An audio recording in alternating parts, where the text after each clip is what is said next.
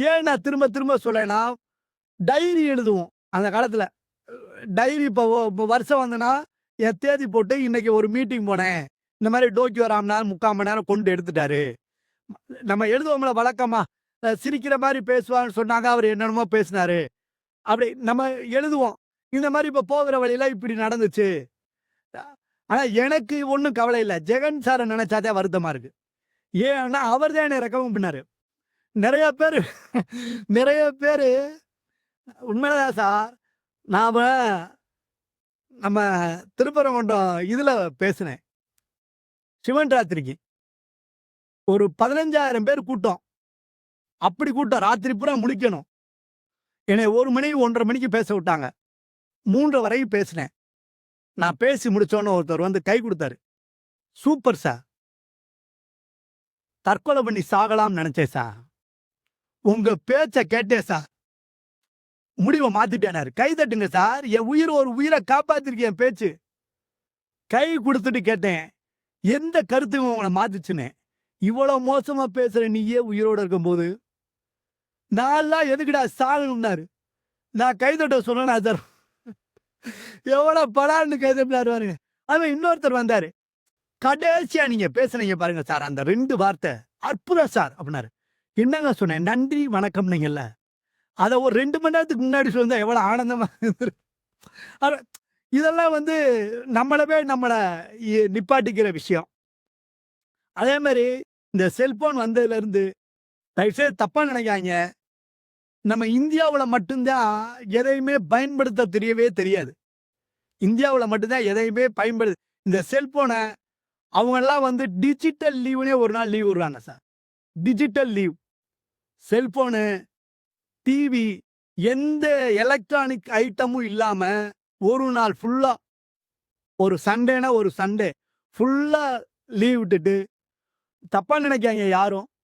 உங்க பசங்களுக்கு ஒரு ரூ. 2,000 உணவு வாங்கி தருவதிலயோ, ஒரு ரூ. 10,000 15,000 இல்ல ஏதோ ஒரு நல்ல உடை வாங்கி தரதுலயோ, நீங்க பொருள் வாங்கி தரதுலயோ அதுல அர்த்தமே இல்ல சார். நீங்க எவ்வளவு நேரம் நம்ம பசங்களோடையும், குடும்பத்தோடையும் பேசுறோமோ, அதான் சார் குவாலிட்டி டைம். நல்லாவே கை தட்டலாம். Quality time. நம்ம என்ன நினைக்கிறோம்னா, இப்ப ஒரு வீட்ட பாருங்களேன். டச் போன் வந்ததுலருந்து வீட்ல டச் இல்லாமயே போச்சு சார். பரவால்ல. ஆமா, இந்த போன் பார்த்தாலே அவ்வளவு டென்ஷனா இருக்கு. டச் போன் வந்ததுலருந்தே வீட்ல யார்ட்டயும் டச்சே இல்ல. பையன் ஒரு இடத்துல கேம் விளையாடுறான். நம்ம ஒரு இடத்துல யூடியூப் பார்க்குறோம். வீட்டுக்காரம்மா ஒரு இடத்துல சீரியல் பார்த்துக்கிட்டு இருக்கு. ஆமா. ஆ யாருமே பேசுறது இல்ல. சாப்பிடும்போது கூட செல்ல பார்த்துக்கிட்டே தான் சாப்பிடுறோம். செல்ல பார்த்துக்கிட்டே தான் சாப்பிடுறோம். ஒரு நிதானம் இல்லாம போச்சு. அதே மாரி தப்பா நினைச்சுறாங்க யாரும். ஏதாவது பொம்பள பிள்ளைய பொத்திக்கிட்டு உள்ள லைட் எரிஞ்சா அந்த பிள்ளைக்கு ஏதோ காய்ச்சல், தலைவலின்னு நினைச்சுறாங்க. செல்போன்ல யாருக்கோ மெசேஜ் அனுப்பிக்கிட்டு இருக்குன்னு அர்த்தம். ஆமா. அதனால கொஞ்சம் கவனம் ரொம்ப ரொம்ப முக்கியம். அந்த செல்போன் வந்ததுலருந்து. இந்த டிவி வந்ததுலருந்து ஆம்பளைங்களுக்கு வாழ்க்கையே போச்சு. ஆம்பளைங்களுக்கு வாழ்க்கையே போச்சு. சீரியல் நேரத்துல யாருக்கும் சாப்பாடு கிடைக்கிறதில்ல. எங்க வீட்ல கிடைக்கிறதில்ல. ஒருவேளை நீங்க எல்லாம் பாக்கியம் பண்ணியிருந்தீங்கன்னா, நீங்க பாக்கியசாலி தான். எங்க வீட்ல எல்லாம் ஒரு டெக்னிக் வச்சிருக்காய்ங்க. எங்க வீட்ல ஒரு டெக்னிக் வச்சிருக்காய்ங்க சார். பெரிய அண்டால இட்லிய சுட்டு அடுக்கிடுறாய்ங்க. சீரியல் நேரத்துல சாப்பாடு அப்படின்னா இட்லிய தூக்கி எறியறாங்க. நாங்க போய் கேட்ச் பிடிக்கிறோம். பக்கத்துல வந்து சட்னி, சாம்பார் ஊத்துறதில்ல. அதுக்கு ஒரு டெக்னிக் வச்சிருக்காங்க. பெரிய கேரி கேப்பர்ல சாம்பார ஊத்தி, மேல ரப்பர் பேண்ட போட்டு முனையில விட்டு வெட்டி விட்டுருக்காய்ங்க. சாம்பார் அப்படின்னோனே பீச்சி அடிக்கிறாய்ங்க. நம்ம போய் கேட்ச் பிடிக்கிறோம். எல்லாத்துக்கும் வீட்ல சாம்பார் வந்துருச்சு. எனக்கு மட்டும் சாம்பார் வரல சார். என்னடான்னு பார்க்கிறேன், ஓட்டக்குள்ள போய் கத்திரிக்காய் மாட்டிக்கிருச்சு. நான் சாம்பாரு சாம்பார்ன்னு கத்துறேன். இந்த பக்கம் ரிமோட் கண்ட்ரோல், இந்த பக்கம் கேரி கவரு. ஓங்கி அமுக்குடா சார். பாக்கெட் 2ஆ கிழிஞ்சு மூஞ்சி பூரா சாம்பாருங்க. இட்லிய பிச்சு சாம்பார மூஞ்சிய தொட்டே சாப்பிட்டேன்.